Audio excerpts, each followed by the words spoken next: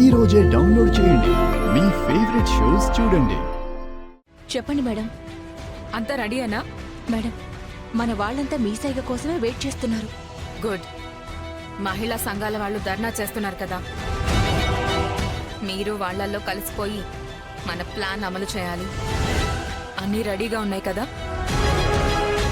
వాళ్ళ మీద రాళ్ల వర్షం కురవాలి, వాళ్ళకి ఉక్కిరి బిక్కిరి లేకుండా అయిపోవాలి. అర్థమైందా? Okay madam. మీరు చేసేది చాలా తప్పు.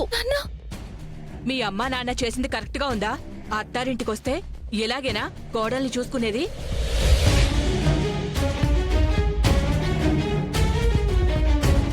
ఉన్నింటిని వదిలేసొస్తే మీరేం చేశారు?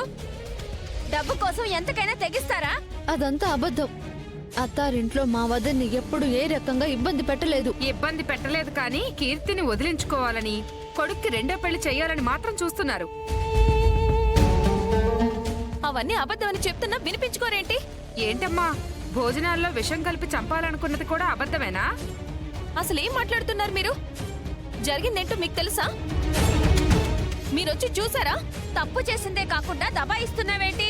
ఆపండి ఇంకా. చెప్పుడు మాటలు విని తప్పుడు ఆరోపణలు చేసే మీరా మహిళా సమాజాన్ని ఉద్ధరించేది? ధర్నాలు చేసి వార్తల్లోకి ఎక్కాలనే ఆరాటంలో నిజాలేంటో తెలుసుకోకుండా ఇలా రోడ్డెక్కడం ఎంతవరకు సమంజసం? మీరు ఎంతైనా ఆవేశంగా కాకుండా కాస్త ఆలోచించి మాట్లాడండి. ఎందుకంటే మీరు ఆరోపిస్తుంది, ఇష్టం వచ్చినట్టు దూషిస్తుంది ఈ ఇద్దరిలో మా అమ్మ కూడా ఉంది. మా అమ్మ కూడా ఆడదే కదా. మీకు అర్థం కావడం లేదా?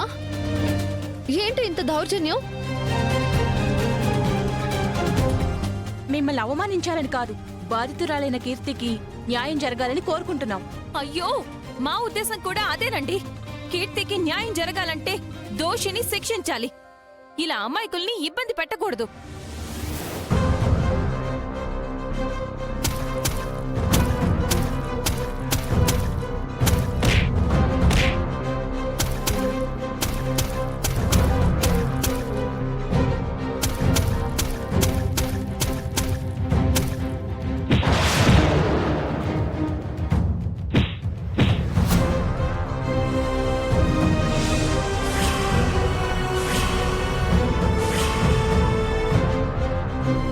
లాయర్ గారు, ఎలాగైనా మాకు న్యాయం జరగాలి. మా ఆశలన్నీ మేమీదే పెట్టుకున్నాం. లాయర్ గారు, ఎట్టి పరిస్థితుల్లో వాళ్ళిద్దరికీ శిక్ష పడి తీరాలి. బసవరాజు గారు, కేసు నా చేతిలో పెట్టారు కదా, ఇక వాళ్ళని జైల్లో పెట్టినట్టే అనుకోండి.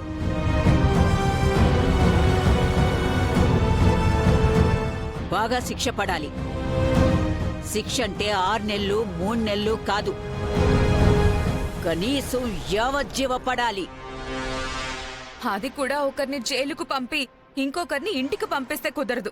ఇద్దరికిద్దరు శిక్ష అనుభవించాల్సిందే. డెఫినెట్ గా వాళ్ళు క్రైమ్ చేశారు. మన దగ్గర ఫుల్ ప్రూఫ్స్ ఉన్నాయి కాబట్టి 100% శిక్ష అనుభవిస్తారు. నాది గ్యారంటీ.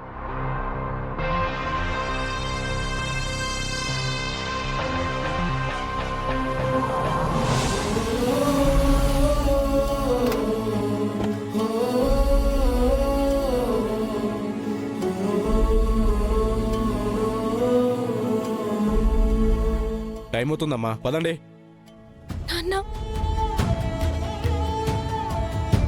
లాయర్ గారు, ఒకటి మాత్రం గుర్తుపెట్టుకోండి, దోషులకి మాత్రం శిక్ష పడాల్సిందే,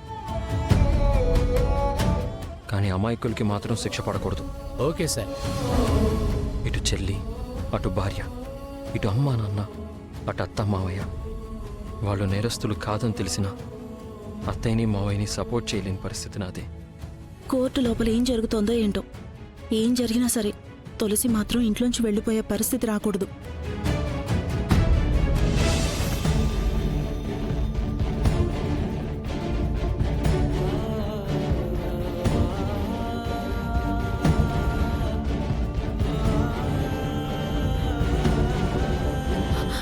అక్క, వాళ్ళు ఎలా అయినా సరే అమ్మ నాన్నలకి శిక్ష పడాలనే చూస్తారు. వాళ్ళకి ఖరీదైన న్యాయవాది ఉండొచ్చు జాను, కానీ మన వైపు న్యాయం ఉంది. అది చాలు మనకి. దేవుడా, ఈ కష్టంలో నుంచి గట్టెక్కించు. మంచికి పోతే చెడెదురైందా? కీర్తి పట్ల ప్రేమతో చేసిన పనికి ఇదా ఫలితం? అమ్మా నాన్నలు కన్నీళ్లు పెట్టుకుంటున్నారు. నా వల్ల ఈ కష్టాలు. అన్నయ్య, అమ్మా నాన్నల్ని అలా చూడలేకపోతున్నాను. నేను మాత్రం చూడగలుగుతున్నానేంట్రా? నాకు కూడా బాధగానే ఉంది. కానీ మనం మాత్రం ఏం చేయగలం? అలా చూస్తూ ఉండడం తప్ప.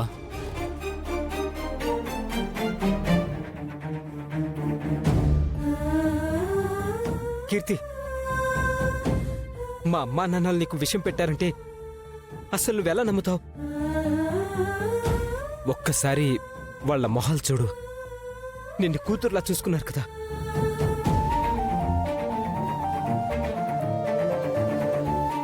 దయచేసి ఈ కేసు విత్డ్రా చేసుకో. ఏయ్, ఎలా? ఆ! అయ్యో, కీర్తి ప్లీజ్ నా మాట అన్నయ్య. విను. అన్నయ్య మాట్లాడుతుంటే నెట్టేస్తారెందుకు? చేయని తప్పుకి మా అమ్మ నాన్నల్ని ఇలా అరెస్ట్ చేయించి కోర్టు చుట్టూ తిప్పిస్తున్నారు. మీకేది ధర్మం కాదు. ఆ దేవుడనేవాడుంటే మిమ్మల్ని ఎప్పటికీ క్షమించడు. ఏయ్ నోరు అదుపులో పెట్టుకుని మాట్లాడు. కీర్తి, వాళ్ళ గురించి ఒక్కసారి ఆలోచించు. ఇంకా ఆలోచించేదేం లేదన్నయ్య. ఏదైనా కోర్టు లోపలే.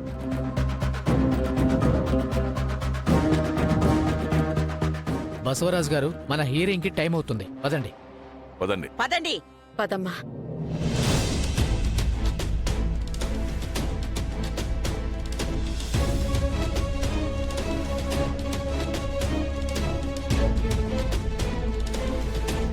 ప్రొసీడ్. ఇవ్వండి, మీరు వెళ్ళండి. మీరు రండమ్మా.